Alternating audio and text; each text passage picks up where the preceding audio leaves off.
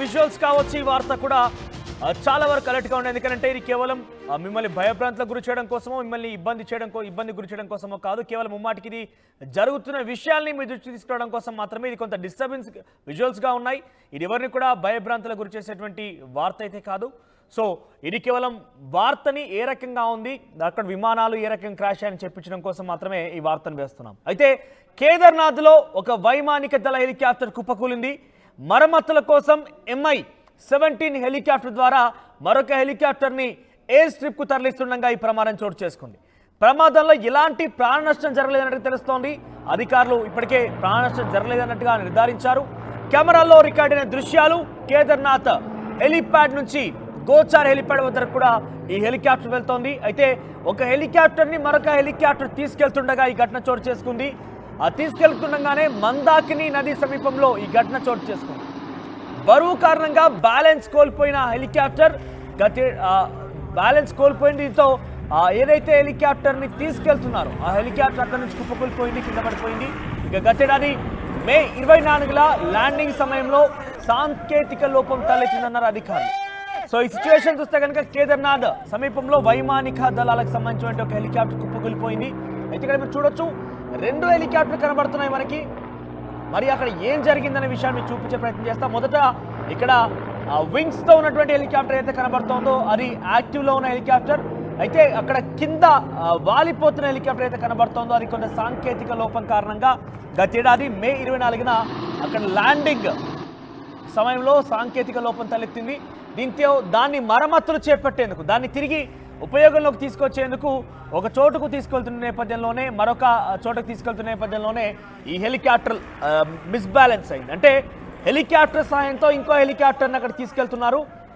దీని నేపథ్యంలోనే మార్గ మధ్యలో పైన గాల్లో ఉన్న నేపథ్యంలోనే మిస్బ్యాలెన్స్ అయిపోయి అది పూర్తిగా కూడా కింద పడిపోయింది, నేల రాలిపోయింది. దీంతో అధికారులకు ఎటువంటి గాయాలు కాలేదంటే ఎటువంటి ప్రాణ నష్టం సంభవించలేదు, ఎటువంటి పెద్దగా నష్టం జరగలేదు. కానీ హెలికాప్టర్ మాత్రం కుప్పకూలిపోయిందన్నట్టుగా అధికారులు నిర్ధారించారు.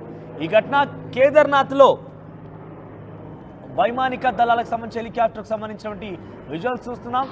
ఒక నదిలో మందాకిని నదికి సంబంధించిన ప్రాంతంలో ఈ యొక్క ఘటన చోటు చేసుకుంది.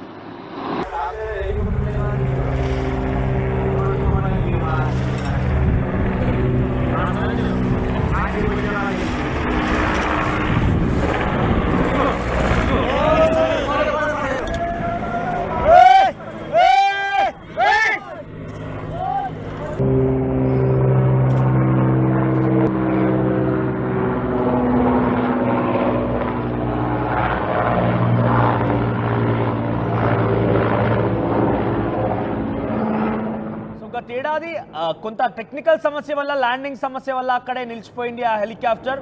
మీరు చూడొచ్చు దాని వింగ్స్ కూడా ఏం ఓపెన్ అవ్వడం లేదు. అయితే అక్కడి నుంచి తీసుకెళ్ళి అక్కడ కేదార్నాథ్ హెలిప్యాడ్ దగ్గర నుంచి మీరు ఆ టేక్ ఆఫ్ సమయంలో చూడొచ్చు. టేక్ ఆఫ్ సమయంలో సరిగ్గానే ఉంది. కింద రిపేర్గా ఉన్నటువంటి ఆ హెలికాప్టర్ ఉంది, పైన దాని యాక్టివ్లో ఉన్నటువంటి హెలికాప్టర్ వేరే చోటు తీసుకెళ్తోంది. కేదార్నాథ్ హెలిప్యాడ్ నుంచి గోచార్ హెలిప్యాడ్ వద్దకి ఈ యొక్క హెలికాప్టర్ని తీసుకెళ్తోంది. అయితే మార్గ మధ్యలోనే ఒకసారిగా ఆ హెలికాప్టర్ ఏదైతే యాక్టివ్లో ఉన్న హెలికాప్టర్ ఉందో అది మిస్బ్యాలెన్స్ అయింది.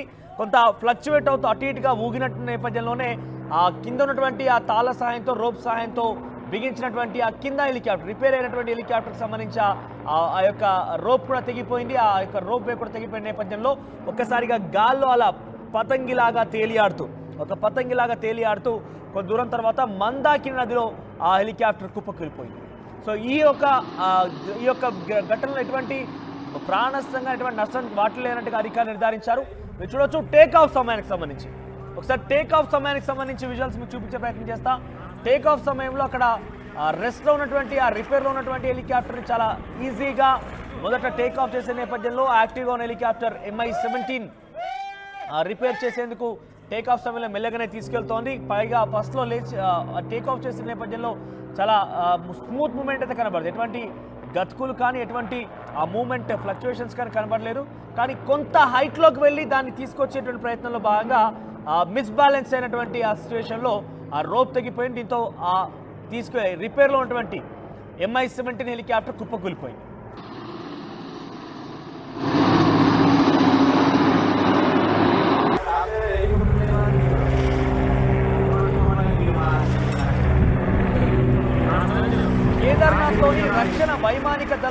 సంబంధించిన హెలికాప్టర్స్ ఇవి. గత ఏడాది జరిగినటువంటి ఒక టెక్నికల్ సమస్య వల్ల చాలా రోజులుగా ఆ హెలికాప్టర్ అక్కడే ఉండిపోతుంది.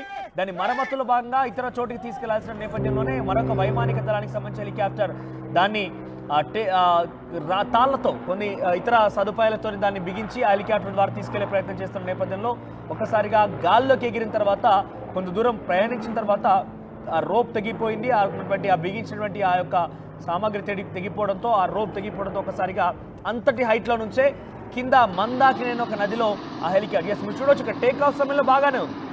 టేక్ ఆఫ్ సమయంలో కింద ఆ రిపేర్లో ఉన్నటువంటి హెలికాప్టర్ ఉంది, పైన అక్కడ యాక్టివ్లో ఉన్న హెలికాప్టర్ ఉంది, MI-17 హెలికాప్టర్ ఉంది. తీసుకెళ్తున్నటువంటి మార్గం మధ్యలో ఒక్కసారిగా ఫ్లిప్ అయింది.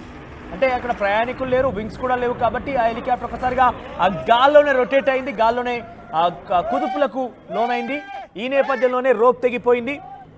ఆ హెలికాప్టర్ మరమ్మతులు చేయాల్సిన హెలికాప్టర్ మందాకిని నదిలో కుప్పకూలిపోయింది, మందాకిని నదిలో పడిపోయింది. దీంతో ఎటువంటి ప్రాణ నష్టం అయితే లేదు. ఒకవేళ ఆ హెలికాప్టర్ కనుక యాక్టివ్లో ఉండి ఉంటే, వింగ్స్ కనుక ఓపెన్ అయి ఉండి ఉంటే ఈ ప్రమాదం సంభవించేది కాదు. వింగ్స్ ఓపెన్ లేవు కాబట్టి, వింగ్స్ ఫ్యాన్ రొటేట్ అవ్వడం లేదు కాబట్టి అక్కడ మిస్బ్యాలెన్స్ అయిపోయి, అది మిస్బ్యాలెన్స్ అవడమే కాకుండా దాన్ని క్యారీ చేసేటువంటి M-17 ఆ హెలికాప్టర్ కూడా మిస్బ్యాలెన్స్ అయిపోయింది. దీంతో ఏం చేయలేక ఏం దిక్కుచుట్టని పరిస్థితుల్లో రెండు కూడా ప్రమాదానికి సంభవించే అవకాశం ఉంది.